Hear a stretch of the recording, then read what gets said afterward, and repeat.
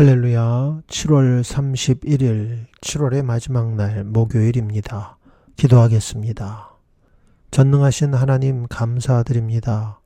변함없이 주님의 말씀을 대하고 또 주의 음성에 귀 기울이는 복된 시간 주시오니 이 시간도 우리의 심령이 어린 아이와 같이 되어져 말씀하시는 주님 앞에 아멘으로 화답하며 순종으로 영광 돌리는 우리 모두가 될 수 있도록 역사하여 주시옵소서. 예수님의 이름으로 기도합니다. 아멘. 고린도전서 7장. 너희의 쓴 말에 대하여는 남자가 여자를 가까이 아니함이 좋으나 음행의 연고로 남자마다 자기 아내를 두고 여자마다 자기 남편을 두라.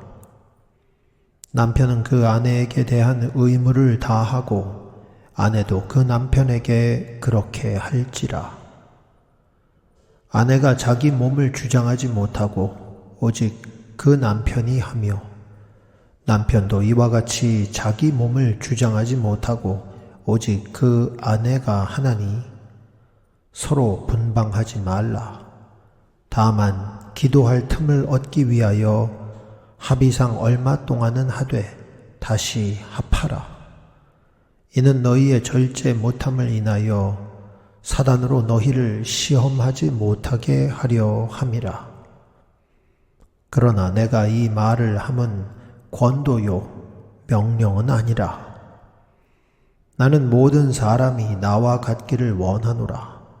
그러나 각각 하나님께 받은 자기의 은사가 있으니 하나는 이러하고 하나는 저러하니라. 내가 혼인하지 아니한 자들과 및 과부들에게 이르노니 나와 같이 그냥 지내는 것이 좋으니라. 만일 절제할 수 없거든 혼인하라. 정욕이 불같이 타는 것보다 혼인하는 것이 나으니라. 혼인한 자들에게 내가 명하노니 명하는 자는 내가 아니요 주시라.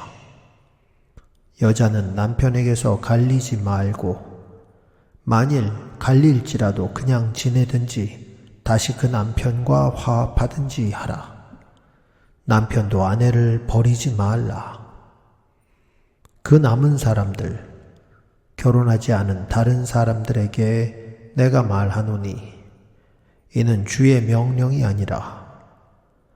만일 어떤 형제에게 믿지 아니하는 아내가 있어 남편과 함께 살기를 좋아하거든 저를 버리지 말며 어떤 여자에게 믿지 아니하는 남편이 있어 아내와 함께 살기를 좋아하거든 그 남편을 버리지 말라.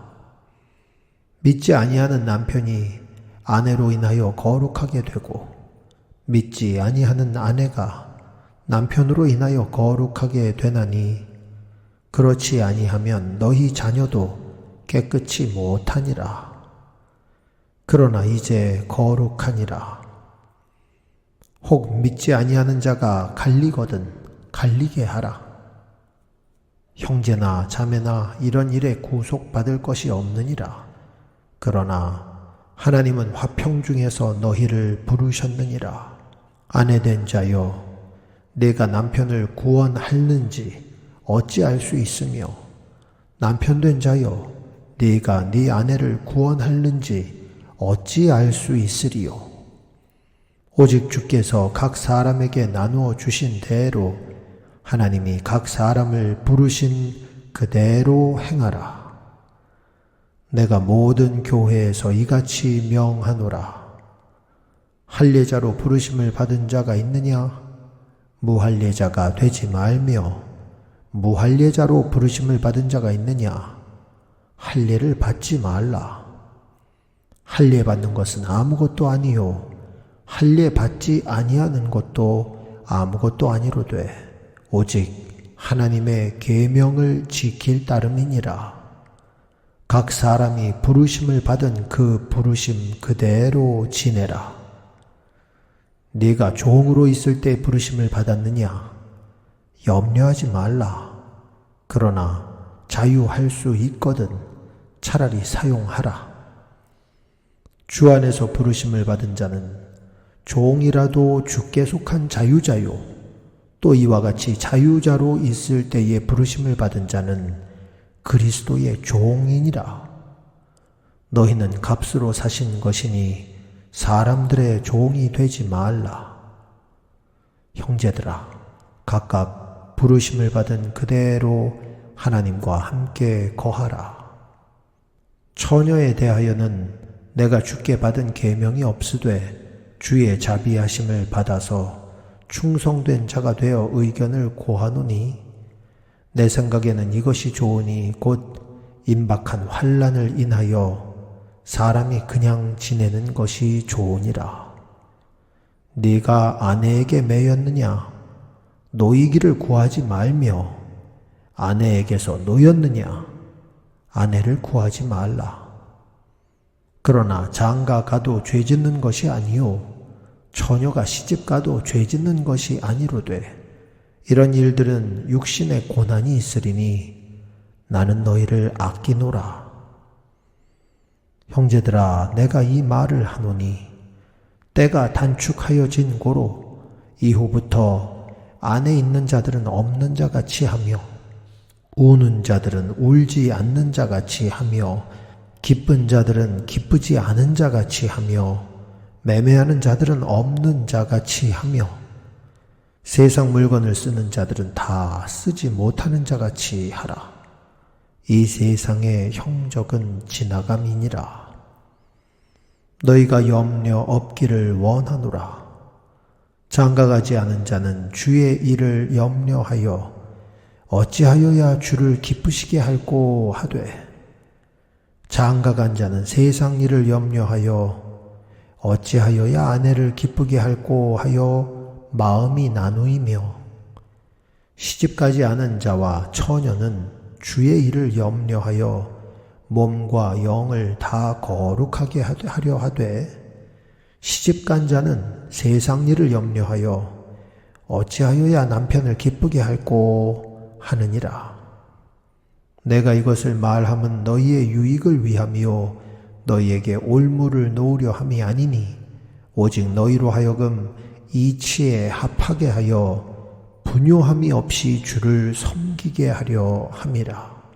누가 자기의 처녀 딸에 대한 일이 이치에 합당치 못한 줄로 생각할 때에 혼기도 지나고 그같이 할 필요가 있거든 마음대로 하라. 이것은 죄 짓는 것이 아니니 혼인하게 하라. 그러나 그 마음을 굳게 하고 또 부득이한 일도 없고 자기 뜻대로 할 권리가 있어서 그 처녀 딸을 머물러 두기로 마음에 작정하여도 잘하는 것이니라. 그러므로 처녀 딸을 시집 보내는 자도 잘하거니와 시집 보내지 아니하는 자가 더 잘하는 것이니라. 아내가 그 남편이 살 동안에 매여 있다가 남편이 죽으면 자유하여 자기 뜻대로 시집갈 것이나 주 안에서만 할 것이니라. 그러나 내 뜻에는 그냥 지내는 것이 더욱 복이 있으리로다. 나도 또한 하나님의 영을 받은 줄로 생각하노라. 아멘. 사도 바울이 고린도 전서에서 말하고 있는 결혼에 대한 주된 내용은 성적인 타락으로부터의 보호 기능으로서의 결혼의 문제를 주로 이야기하고 있습니다. 당시 상업도시로 번영을 누렸던 고린도가 음행과 우상숭배로 말미암아 도시에 죄악이 횡행했고 그로 말미암아 교회도 예외가 아니어서 여러 가지 음란 죄들이 있었음을 고린도전서를 통해서 볼 수 있었습니다. 그렇다고 해서 결혼관계 그 자체가 단순히 그러한 음란한 죄를 막기 위한 수단으로서만 주어진 것은 아닙니다. 하나님께서는 창세기를 통하여 사람이 독처하는 것이 좋지 못하며 남자가 그 부모를 떠나 아내와 연합하여 한 몸이 될 것을 이미 말씀하셨습니다. 그러나 예수 그리스도께서 이 땅에 오시고 그리스도를 기다리는 종말론적 신앙을 사는 그리스도인들에게 있어서 결혼이라고 하는 관계를 통하여서 한 마음과 한 뜻으로 주를 기다리는 것도 매우 훌륭한 일이지만 혹시라도 혼자 있거나 홀로 있기로 결정한 사람들, 그리고 독신의 은사를 받은 사람들은 그 나름대로 하나님과 예수님을 섬기는 일에 온 마음을 바칠 수 있으므로 그것이 더 낫다라고 이야기하는 것입니다. 사랑하는 성도 여러분, 이 세상의 타락이 시작점이 가정의 붕괴로부터 시작이 되어집니다.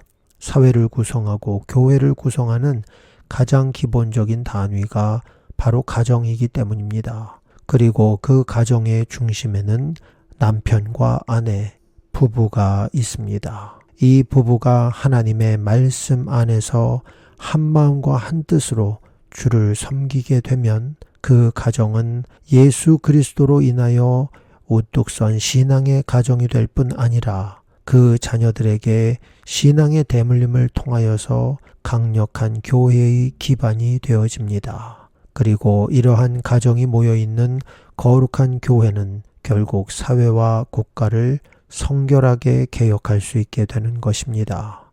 이러한 영적 원리를 잘 깨닫고 아름답고 건강한 부부관계를 유지하시며 하나님께 영광 돌리시고 자녀들 또한 그렇게 전심으로 주님을 사랑하며 섬기는 복된 가정들로 이루어 가시기를 예수님의 이름으로 축복하며 기도합니다. 아멘.